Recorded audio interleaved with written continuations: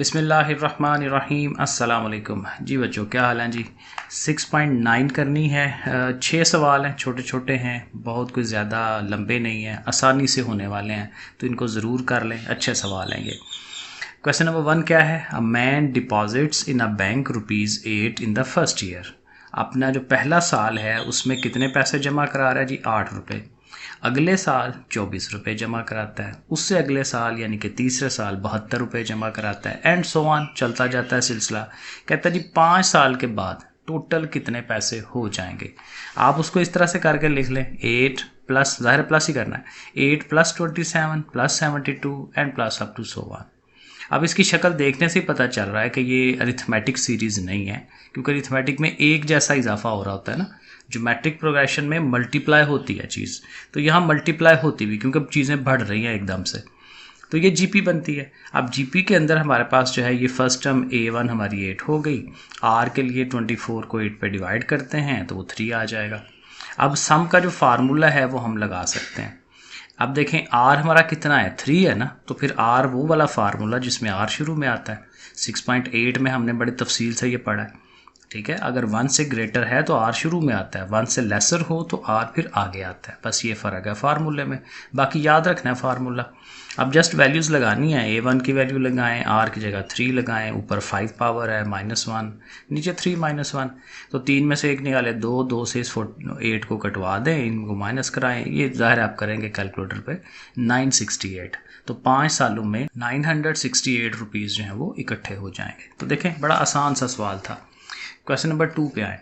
A man borrows ₹32,769, 32,769 रुपये उसने उधार लिए हैं बंदे ने, विदाउट इंटरेस्ट, कोई इंटरेस्ट नहीं है, सूद नहीं है, and agree to repay the loan in installment. तो लोन कहता है भाई थोड़ा थोड़ा करके मैं दूंगा, लेकिन इंस्टॉलमेंट की उसने शर्त बताई होगी कि हर अगली जो इंस्टॉलमेंट है वो पिछली वाली से डबल हो जाएगी।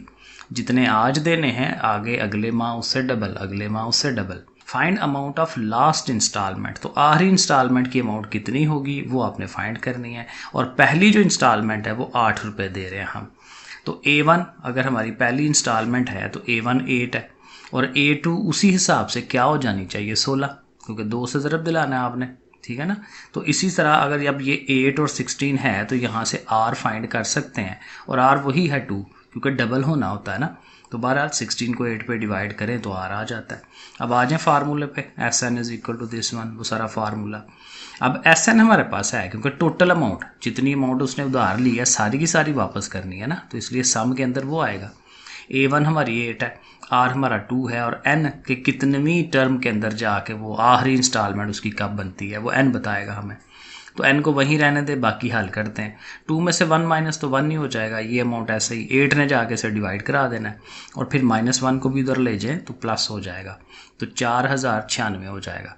अब ये देखें कि ये 4096 जो है ये 2 की पावर कितनी बनता है, क्योंकि इधर भी तो 2 की पावर है ना।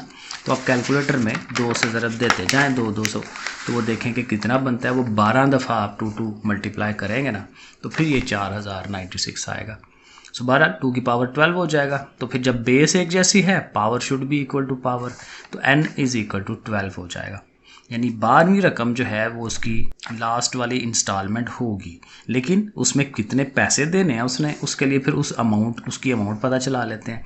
सो A12 जो है 12th रकम जो है वो कैसे आती है, A1 R⁻11, ठीक है ना, उससे एक कम रखते हैं। n-1 होता है ना इसका फार्मूला, पिछली एक्सरसाइजेज में। सो बहरहाल A1 की वैल्यू लगाएं, R की लगाएं, ऊपर 11, तो 2 की पावर 11 लेके उसको 8 से मल्टीप्लाई, तो 16,384 आखिरी इंस्टॉलमेंट उसकी ये होनी चाहिए। Question number 3। The population of a certain village is this one. एक गांव की आबादी है 62,500। So what will be its population after 3 years. 3 साल के बाद उसकी पॉपुलेशन कितनी हो जाएगी if it increases at the rate of 4% annually. हर साल 4% के हिसाब से बढ़ती है। तो इसको तो हम बड़ा आराम से सीधा सीधा भी कर सकते हैं विदाउट फार्मूला लगाए, क्योंकि 3 तो साल है, 1 साल का, दूसरे का, तीसरे में आंसर आ जाना है। तो पहले पॉपुलेशन ये लिखी।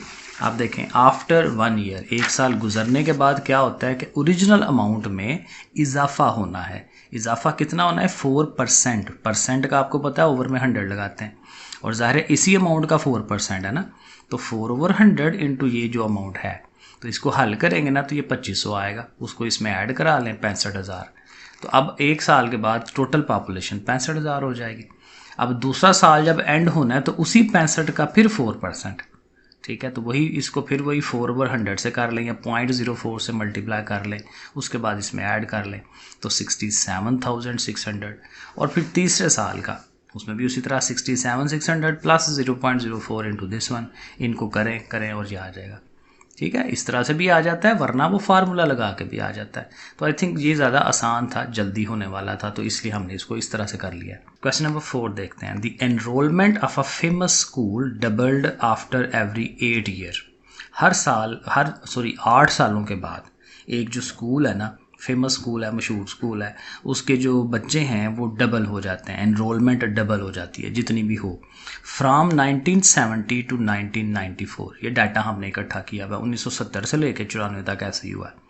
इफ़ द एनरोलमेंट वाज 6,000 अगर इंस्टॉलमेंट है, कब? इन 1994, 1994 में अगर 6,000 की इनरोलमेंट है तो उसकी जो 1970 में इनरोलमेंट क्या होगी? पीछे की तरफ आना है हमने, ज़ाहिर आंसर कम आएगा। तो 1970 की जो एनरोलमेंट है उसको हम सपोज कर लेते हैं एक्स है, सपोज किया, फ़र्ज़ किया।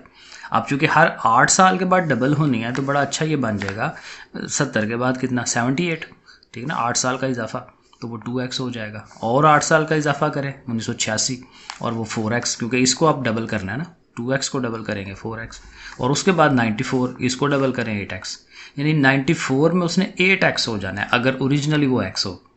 तो 8x की वैल्यू तो उसने दी हुई है, 1994 में कितनी है? 6,000। तो हमने सिंपली क्या करना है, 8x को 6,000 के इक्वल रख लेना है। यहाँ से सिंपल आप 8 को ले जाएं इधर, डिवाइड कराएं, तो x की वैल्यू कितनी आ गई? 750। मतलब क्या हुआ कि पहले साल जो इनरोलमेंट है वो कितनी थी? 750 बच्चे। क्वेश्चन नंबर 5 है, a singular cholera bacteria produces 2 bacteria in 1 hour 2 hours। आधे घंटे में बैक्टीरिया, एक जो बैक्टीरिया कॉलरा का, वो अपने आप को डबल कर लेता है। ये इसने इन्फॉर्मेशन हमें दी है। If we start with a colony of bacteria, यानी कि कुछ अमाउंट बैक्टीरिया की पहले से मौजूद है, so how many bacteria will we have in n hours। अब n hours बेसिकली एक फार्मूला बनाएंगे कि भाई n hours 6, 7, 8 कितने भी hours हों तो उसके बाद कितने बैक्टीरिया बन जाते हैं। तो हमने क्या करना है जी, बज़ाहिर स्टार्ट पे हम लिखेंगे कि टोटल जो हमारे पास स्टार्ट में बैक्टीरिया है ना वो A है, ठीक है, और after 1 over 2 hours it doubles, ठीक है। तो डबल का मतलब ये होगा कि हर आधे घंटे बाद A के बाद 2A, 4A, 8A and so on बन जाएगी, एक सीरीज़ बन जाएगी। लेकिन हमें उसने कहा है कि n आवर्स के बाद, तो n में वो हाफ तो नहीं आता ना, तो 1-1 घंटे का हमें करना चाहिए। 1 में कितना, 2 में कितना, तो वो हाफ को भी हमें डबल करना पड़ेगा, क्योंकि ये जो सीरीज़ बनाई है हमने, ये आधे घंटे के हिसाब से बनाई है, हमें घंटे के हिसाब से चाहिए। तो हम इनको भी डबल कर लेंगे कि अगर ओरिजिनली A है तो उससे अगला जो 1 घंटे के बाद उसने 4A होना है, क्योंकि देखें यहाँ घंटे बाद 4A था, ये आधे घंटे बाद था, ठीक है। उसके बाद उसको और 4 टाइम्स करें तो 16, तो 1-1 घंटे का हम बना लेंगे, सही है। अब उसका हमने फिर ज़ाहिर फार्मूला वगैरह बना के तो हमने बताना है कि आफ्टर n टर्म्स कितने होंगे। तो A1 हमारी A है, R के लिए वही, इसको इससे डिवाइड करें तो वो 4 आ जाएगा, ठीक है। nth रकम का फार्मूला हम लगाएंगे, an is equal to A1 R is to power n-1। So an is equal to A1 हमारा A था, R की वैल्यू 4 है, n-1। यहाँ तक वैसे आंसर होता है, लेकिन अब ये ज़रा गौर करिएगा, क्योंकि उसने कहा है कि n घंटों के बाद कितना। अब देखें, पहली दफ़ा जब उसने डबल या 4 गुना होना है तो वो 1 घंटा गुजरने के बाद होना है, ठीक है ना। तो उससे पहले जो ओरिजिनली A रकम मौजूद थी वो भी तो उसमें ऐड करवानी है ना। ये जो आया है उसमें A इन्वॉल्व नहीं हुआ, पहली रकम इन्वॉल्व नहीं हुई, तो हम फिर क्या करते हैं कि उससे एक रकम आगे जाते हैं, n+1। तो ये इसमें याद रखना है कि एक उसमें एक्स्ट्रा हमने लेके जाना है। तो n की जगह n+1, तो यहाँ फिर n-1 है तो वो n हो जाएगा, क्योंकि यहाँ पे भी आप +1 करेंगे ना तो ये कट जाते हैं, तो n आ जाएगा। तो असल आंसर फिर ये है, क्योंकि A जो है वो ऑलरेडी प्रेजेंट है, पहले से मौजूद है, आगे से कितना इजाफा हुआ है, ठीक है। तो उसको A को भी बीच में शामिल करेंगे तो फिर वो ज़ाहिर है n-1 नहीं रहेगा, हाली n रहेगा। अच्छा जी, क्वेश्चन नंबर 6 जो है ना वो काफ़ी बड़ा था, तो मैंने कहा क्या लिखूँ उसको, मैं बुक से ही आपको पढ़ देता हूँ। कहता है joining the mid points of the side of an equilateral triangle. आपके पास ऐसी ट्रायंगल है जिसकी तीनों साइडें आपस में बराबर है, हमने क्या करना है, उनके मिड पॉइंट्स लेने हैं, ठीक है, और उनको फिर आगे से मिला के एक नई ट्रायंगल बनानी है, ठीक है। An equilateral triangle having half the perimeter of the original triangle is obtained. तो पहले से जो पेरीमीटर है वो हाफ हो जाता है, पहले पेरीमीटर जो होगा उससे आधा हो जाएगा। तो इस तरह से करके हमारी ना एक वो क्या कहते हैं ट्रायंगल, इक्विलैटरल ट्रायंगल है। अब जाहिर है ऐसे करके आप मिड पॉइंट्स लेंगे ना, तो इनको मिलाएंगे ना, तो ये देखें एक नई ट्रायंगल आपको मिल जाती है। और ये कहता है कि ये ओरिजिनल का आधा पेरीमीटर हो जाता है। पेरीमीटर क्या था, ये जो साइडों की लंबाइयाँ होती हैं ये पेरीमीटर है। अब इनको भी मिड पॉइंट्स लेंगे तो और उससे एक और ट्रायंगल बनेगी, और ट्रायंगल, तो कहता है ऐसे बनती चली जाती हैं, ठीक है। अब इसको कैसे हल करना है, उसने कहा भाई ओरिजिनली जो आपकी ट्रायंगल है ना उसका पेरीमीटर है 3/2, ये सवाल में उसने दिया हुआ है। तो जो सेकंड ट्रायंगल हमने उसके अंदर बनानी है तो क्या होना है, इसका हाफ होना है ना, हाफ का मतलब 2 पे डिवाइड, तो 2 पे डिवाइड कराना है, तो ये भी ओवर में है ये भी ओवर में है, तो 2 2 = 4 हो जाएगा, 3/4।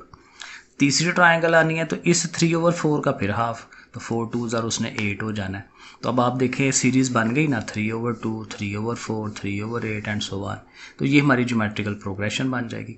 हमें चाहिए टोटल सम कि टोटल पेरीमीटर कितना बनता है तमाम जितनी भी ट्रायंगल्स बन रही हैं। तो अब बड़े आराम से हो जाएगा। A1 हमारा 3/2 है, R 3/4/3/2, तो 3 3 काट के 4 से 2 काट के 1/2 बन जाएगा, ठीक है। अब वैल्यूज़ लगा लें, वही इन्फिनिटी वाला, इनफाइनाइट सीरीज़ जो होती है ज्योमेट्री की, A1/1 - R, तो A1/1 - R, तो हाफ 1 में कंप्लीट में से हाफ निकालें, हाफ आएगा, 2 से 2 कट जाएगा और 3 रह जाएगा हमारा। तो फिर कितना पेरीमीटर आ गया, 3 यूनिट्स।